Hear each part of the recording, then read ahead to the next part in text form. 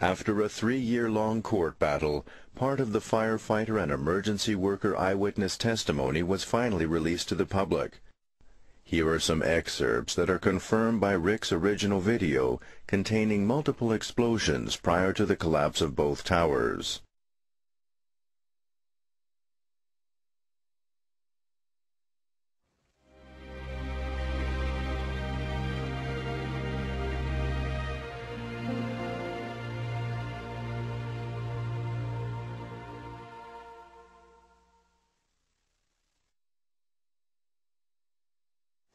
We know our government can lie to us. Why isn't this a lie? Let's fast forward Rick's footage while we examine why so many helicopter flights merely passed by the towers without any attempted rescue. As reported in the Gotham Gazette in November 2001, the police and fire departments were in disagreement about how to respond to the attack. Here we can see the standard equipment carried by Air-Sea Rescue. In 1993, the New York Police Department successfully rescued 28 people from the top of the tower. It lurched back and forth. After maybe 6 to 10 movements back and forth of that building, it was over, and it was still standing. Hold on a second. Let's take another look at that North Tower rooftop. It doesn't look impossible to rescue someone because of smoke. However, victims who tried to reach the roof found the fire doors locked. Perhaps some victims in the South Tower were patiently waiting to be rescued at the helipad in the center of the public viewing walkway, only to watch Air-Sea Rescue choppers repeatedly fly past. Veteran helicopter rescue pilots quoted by the Journal say a rescue of a few dozen people would have been difficult but possible in 2001. However, police helicopters hovered nearby but were ordered away from the towers. Tom Kennedy, a rescue worker with the National Urban Search and Rescue, which is part of FEMA. We're currently one of the first teams that was deployed to support the City of New York for this disaster. We arrived on late Monday night and went into action on Tuesday morning. And not until today did we get a full opportunity to work the entire site. New York Police Department Air-Sea Rescue helicopter infrared video equipment shows the locations of fire through heavy smoke. Why have the infrared videotapes never been made public? Did FEMA issue the order to the New York Police Department not to rescue anyone or drop water? Let's take a closer look at World Trade Center 1. I did pass through a couple of parks and on some of the streets, and before, when I reported about an hour ago, there were people at their gas pumps who turned to look at the smoke that was coming from the city. Stepping out of bodegas and stores to look. Now people are gathering in large groups. In fact, in one corner I saw a group of people actually holding hands and praying. As I stand on the Manhattan Bridge, which is closed, it is open to pedestrian traffic. Some people are but there's just no way for them to, as I look at something that I can't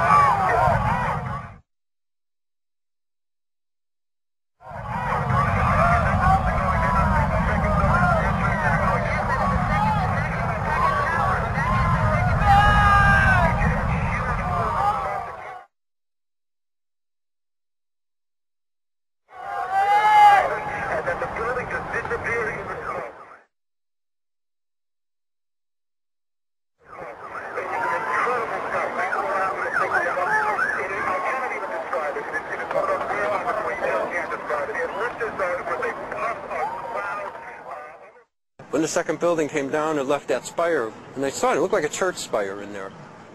But then that's like, and that's like, what knocked that down? There was no fire on the bottom, and certainly no more pressure on it. So how come that all of a sudden decided it would fall too? It's a strange occurrence, but I tell you, at the time I didn't think of it, but saw the spire and I thought, oh, the building, you know, we're going to have this huge wreck sitting there, and like, it went. Now, how did the whole thing go down? How did the whole thing go down?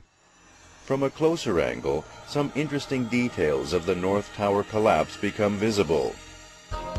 First, we notice that even 15 minutes after the North Tower impact, when the South Tower impact occurred, the jet fuel has burned off quickly without starting significant office furniture fires. The small amount of black smoke visible indicates that the remaining isolated pockets of fire are oxygen-starved, burning at low temperature, and likely to soon go out on their own. A closer view reveals that the outer steel framework has been bent inwards, and the damage would not significantly reduce the strength of the building.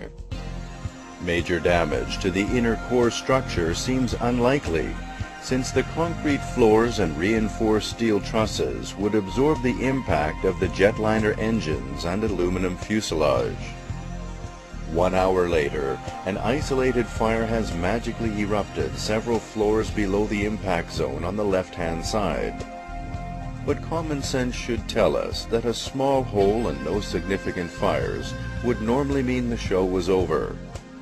However, on 9/11, the show had just begun.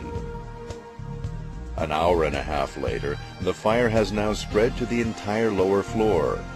However, the collapse begins far above and is clearly not related to the isolated fire below. These isolated fires would be featured repeatedly in media close-ups to create the false impression that a raging fire was present and was actually responsible for the collapse. Next, we will examine how the transmission tower drops first, indicating that the central core steel framework containing 47 heavy supports started to collapse before the outer steel framework. This collapse mechanism is opposite to the South Tower and was noted in official reports, creating one of the most amazing paradoxes of the entire 9/11 illusion. Here we can see two puffs of white ejected debris clearly visible that indicate internal roof truss demolition occurred before the external collapse started. Rooftop detonations produce white dust clouds around the falling transmission tower. A row of ejected white concrete dust is visible before the first floor fully collapses, confirming explosive detonations. A puff of ejected dust appears above the collapsed row of ejected dust that is already 30 feet outside the tower when the first two floors collide, confirming the impossibility of a pancake collapse. As the North Tower collapses, bright flashes of thermite become visible within the falling debris. Here we see a thermite reaction experiment, which illustrates the bright glow of this typical demolition explosive in action. A second later, we can clearly see that the thermite is burning on a tall steel beam in order to weaken it in conjunction with cutting charges such as RDX. Finally, we observe that ejected white concrete debris clouds created from the explosive heat energy of the controlled demolition rise up high above the original top of the tower roof level. This would be impossible if a simple collapse of cold steel and concrete had occurred 15 floors below, and provides another clear indication of massive explosive heat energy released on the scale of a small nuclear explosion.